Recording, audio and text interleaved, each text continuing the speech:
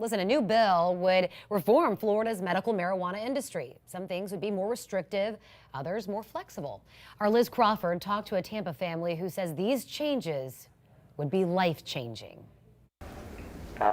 Every move is a challenge for Shaun Cepelak. It's an ordeal.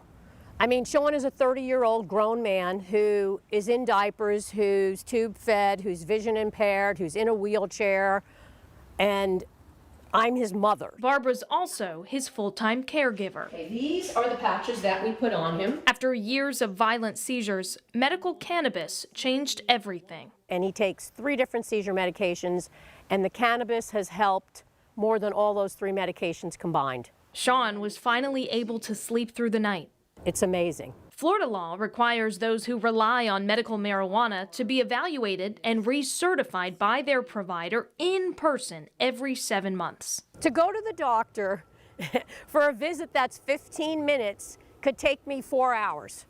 And for something like cannabis, which nothing has changed since the last visit, and his disease is not ever going to get better, why?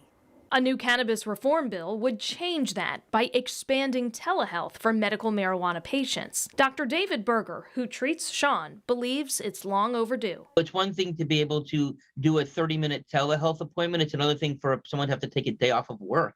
Dr. Berger says he's seen cannabis help people cope with autism, anxiety, depression, and even help people coming off pain meds. I think it's a very helpful thing. At the start of the pandemic, an emergency order allowed patients to re-up their CBD medications via telehealth. A silver lining Barbara wants to become the norm.